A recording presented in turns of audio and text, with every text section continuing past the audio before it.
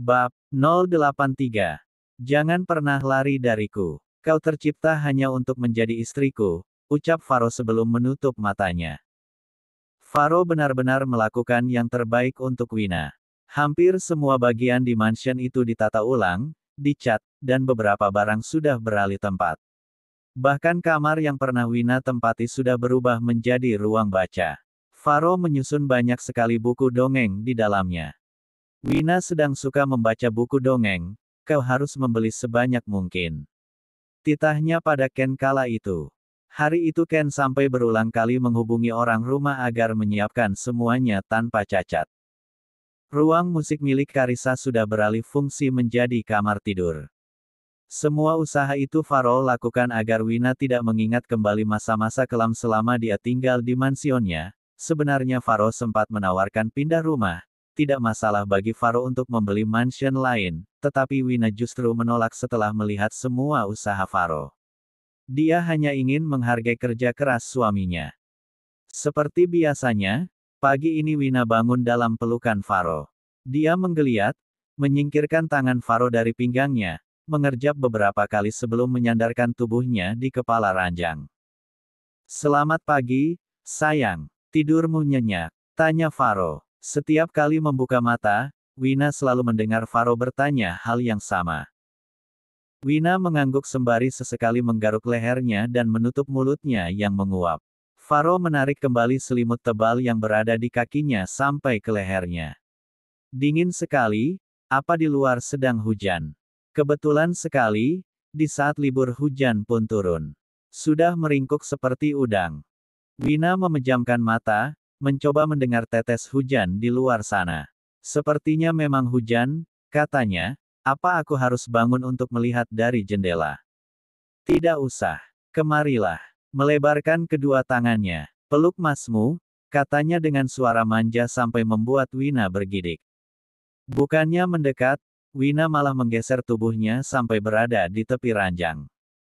Kenapa? Kemarilah. Kali ini bahkan menepuk ruang kosong di sampingnya. Tidak mau. Kenapa lagi, sih, sayang? Tanya Faro dengan alis bertaut. Aku lapar. Memegang perutnya. Baiklah, sebentar lagi kita turun ke bawah. Setidaknya berikan aku pelukan selamat pagi dulu. Wina diam untuk beberapa saat. Tiba-tiba Wina mendekati Faro sembari tersenyum tipis. Faro sampai merinding. Kedua alisnya bertaut, nyaris bersatu. Ada apa dengannya? Aku merasa akan melewati hari Minggu yang melelahkan. Kenapa kau tersenyum seperti itu, sayang? Sudah memeluk Wina. Kau mau sesuatu? Wina langsung mengangguk dalam pelukan Faro.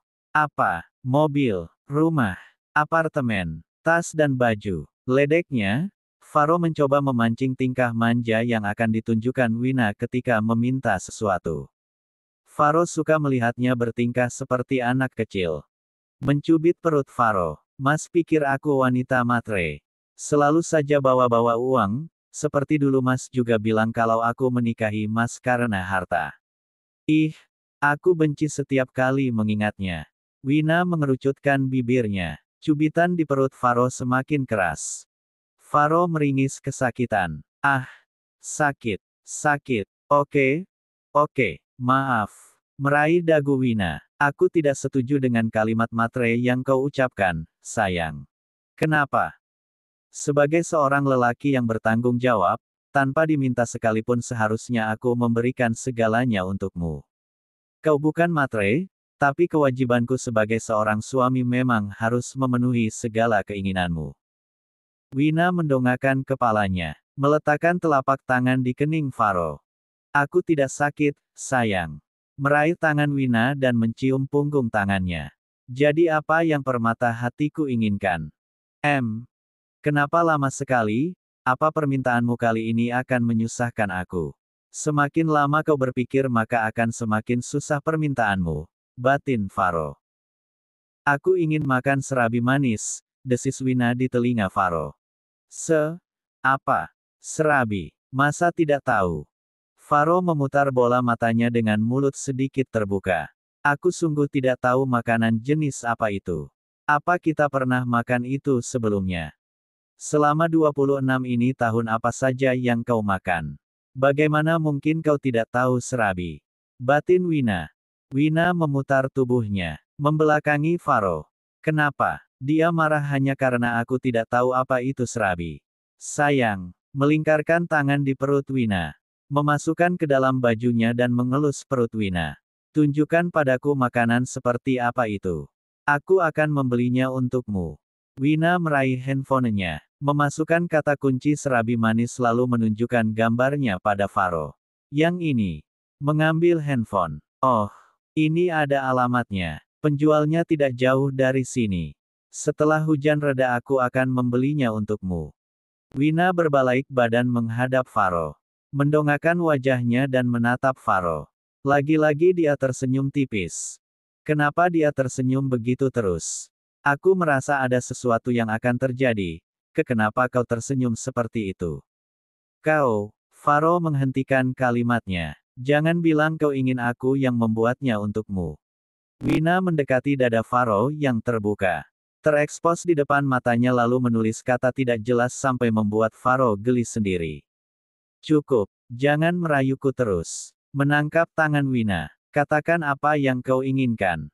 Aku ingin makan serabi manis buatan tangan suamiku. Membelai punggung tangan Faro. Pasti lebih enak. Wina tersenyum lebar. JDR. Faro menelan kasar salivanya. Ternyata apa yang dia takutkan benar-benar terjadi. Faro pernah mendengar dari relasi kerjanya jika wanita ngidam sering meminta makanan yang aneh-aneh. Dan sekarang hal itu terjadi padanya. Anu, sayang, tidak bisakah aku membelinya saja? Aku sungguh tidak tahu bagaimana caranya membuat serabi. Tiba-tiba Wina mengerucutkan bibirnya, menurunkan selimut sampai pinggang dan hampir bergeser. Ada banyak video tentang cara membuat serabi. Apa susahnya? Menatap penuh harap. Tapi, apa Mas tidak mau? Aku sungguh ingin makan serabi buatanmu. Matanya berkaca-kaca. Oke, jangan menangis, sayang. Aku akan membuatnya. Wina tersenyum. Aku ingin melihat langsung kau membuatnya. Kita buat serabi di taman belakang bagaimana? Kau tahu sekarang sedang hujan, kan? Mas pernah bilang padaku bahwa hujan itu tidak selamanya, setelah hujan pasti ada mentari dan pelangi. Faro melongo mendengar Wina membalikan kata-kata yang pernah dia tulis di suratnya. Ya Tuhan, aku harap hujan ini tidak akan reda sampai besok pagi. Jangan macam-macam. Mencubit perut Faro. Jangan berdoa yang tidak-tidak. Jika sampai siang ini hujan tidak juga reda maka aku akan memberikan daftar permintaan yang begitu banyak. Wina membuka selimut dan keluar dari dalam kamar. Faro ikut bangun untuk mengejar Wina. Berbahaya jika Wina ngambek. Bisa-bisa dia harus tidur di sofa. Satu malam saja melewatkan tanpa memeluk tubuh Wina rasanya dunia akan hancur.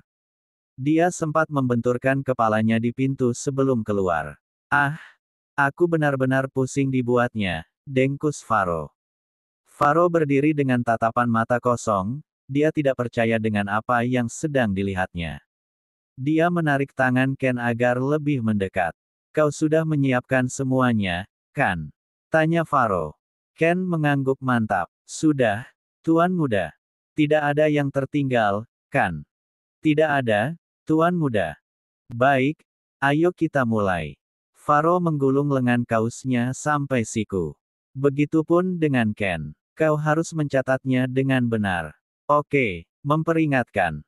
Siap, Tuan Muda. Ken menunjukkan buku catatan yang masih kosong lengkap dengan pulpen. Ayo, Ken. Ken mengangguk lagi. Faro dan Ken mendekati penjual serabi yang cukup banyak pembeli. Mereka datang bukan untuk membeli serabi, tetapi bertanya soal bahan dan proses pembuatan serabi itu sendiri. Beruntung penjualnya ramah dan tidak pelit untuk mengajarkan Faro bagaimana caranya membuat serabi manis. Mungkin juga karena kasihan dengan cerita Faro, dia bilang ini adalah permintaan istrinya yang sedang hamil. Dia bercerita dengan ekspresi yang menyedihkan. Setelah menulis semua resep dengan jelas, dari bahan yang dibutuhkan sampai langkah membuatnya akhirnya Faro dan Ken memutuskan untuk membeli alat dan bahan yang dibutuhkan sebelum kembali ke mansion. Ken kerepotan karena harus membawa 2 kantung penuh berisi serabi. Faro tidak enak jika dia hanya bertanya, tetapi tidak membeli. Akhirnya dia memutuskan untuk memborong semuanya dan akan dibagikan kepada para pelayan di mansionnya. Gosong lagi. Wina meletakkan piring berisi serabi buatan Faro di atas meja. Mengerucutkan bibirnya lalu menatap jengkel ke arah Faro. Ini sudah yang ke-10. Dan Mas masih belum berhasil membuatnya. Apa Mas tega aku makan serabi gosong begini? Bagaimana kalau aku sakit perut? Dengkusnya sembari menyandarkan kepala di kursi. Faro melenguh panjang sembari memainkan jarinya. Kenapa? Mas mau menyerah? Tentu saja tidak, Madam. Faro tersenyum terpaksa dan berjalan mundur.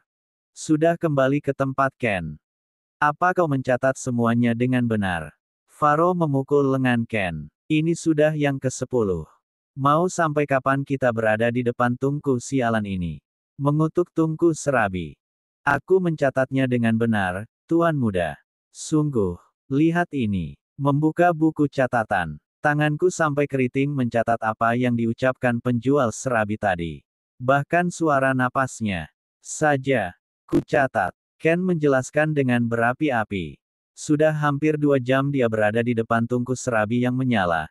Tetapi hasilnya tetap tidak sesuai keinginan Wina. Baju di badannya sampai basah karena keringat. Memang bagaimana suara napasnya? Faro melongok, melihat tulisan Ken. Hah, seperti itu. Ken memperagakan. Hahaha, kau benar. Penjual serabi itu bahkan kelelahan karena kita bertanya terus-menerus, tetapi tidak bisa mengerti. Dia sampai marah dan bertanya, apakah kalian tidak pernah makan bangku sekolahan? Faro ikut menirukan suara si penjual serabi. Ken tertawa ketika mengingat itu. Si penjual serabi benar-benar jengkel dengan otak Faro dan Ken yang dia anggap hanya sebesar biji jagung. Dia pikir kita rayap, Tuan Muda. Masa bangku sekolahan dimakan? Keduanya tertawa terbahak sampai bahu mereka berguncang. Tanpa sadar serabi ke-11 pun gosong lagi. Ah, gosong lagi. Faro mendengkus kesal begitu melihat serabinya gosong lagi. Ah, aku lelah. Ken berguling-guling di rerumputan. Dia tidak tahan lagi. Wajahnya sudah hitam karena asap dari tungku serabi.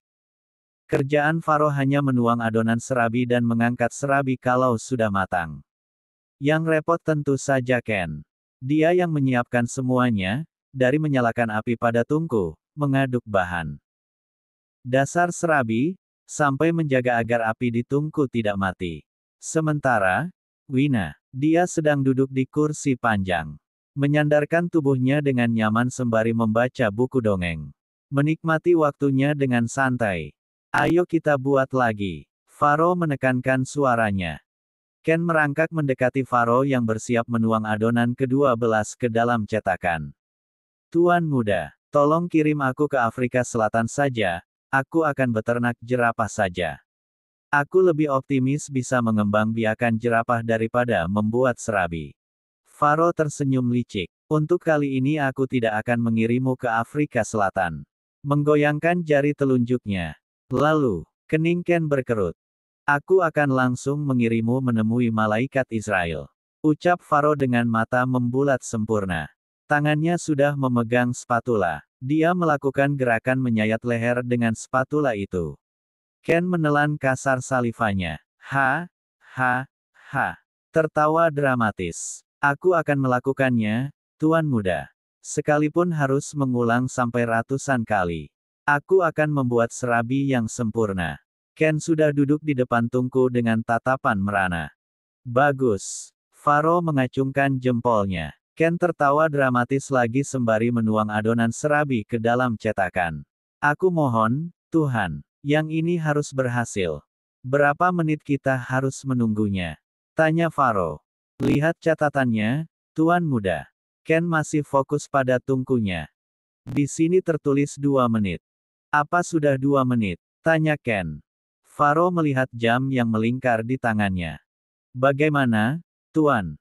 Jam tanganku mati. Faro tersenyum lebar tanpa rasa bersalah. Ark, Ken menjatuhkan tubuhnya lagi di atas rumput untuk yang kedua kali. Aku tidak tahan lagi. Bagaimana mungkin jam mahal bisa mati, Tuan Muda? Tanya Ken kesal. Hei, manusia saja bisa mati. Masa jam tidak bisa?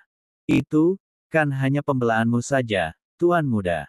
Kita angkat saja. Ken membaca doa semoga kali ini hasilnya memuaskan.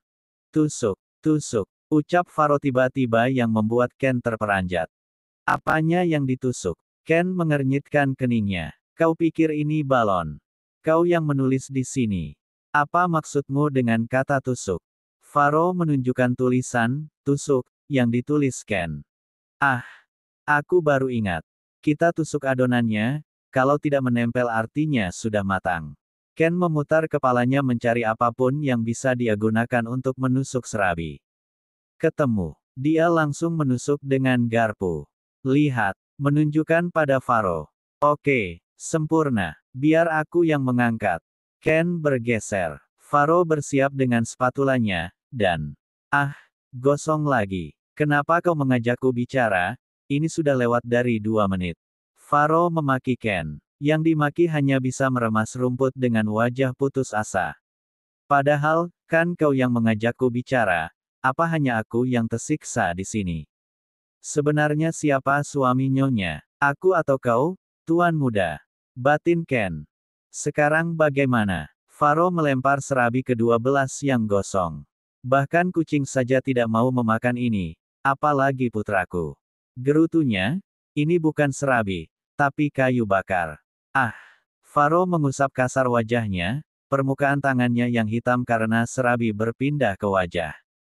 Tuan, wajahmu hitam. Ken memegangi perutnya untuk menahan tawa. Bisa bahaya jika Faro menyadari Ken sedang mengolok-oloknya. Faro kesal, dia menggosok serabi yang gosong dengan telapak tangannya dan menempelkan di wajah Ken. Rasakan itu. Seharusnya aku gosokkan tungku ini ke wajahmu. Api? Apinya mati. Ken histeris. Dia bergerak cepat meniup tungku yang apinya nyaris padam. Ken sampai terbatuk. Ah! Aku kesal sekali. Faro bangun. Mengacak-acak rambutnya. Sepertinya aku harus olahraga agar kemarahan di hatiku berkurang. 1, 2, 1, 2. Berlari di tempat. Bagaimana dengan apinya, Tuan? Ken menunjuk tungku. Sudah mati sempurna, imbuhnya. Ken melempar sandal yang dikenakannya. Aku frustrasi. Faro tidak peduli, dia tetap lari di tempat sampai bulir keringat memenuhi wajahnya yang tampan. Tuan, bagaimana dengan ini? Ken menunjukkan 2 buah serabi yang mereka buat. Sepertinya yang ini tidak terlalu gosong. Kau ingin memberi itu untuk istri dan anakku. Faro melotot. Tidak. Kau harus mencobanya biar kau tahu rasanya. Mengambil paksa serabi dari tangan Ken. Buka mulutmu. Ken menggeleng dengan tatapan nelangsa. Kubilang buka, atau kupanggilkan malaikat Israel untuk menemuimu. Dengan sangat terpaksa Ken membuka mulutnya. Yang lebar. Ini sudah lebar. Kau mau selebar apa lagi?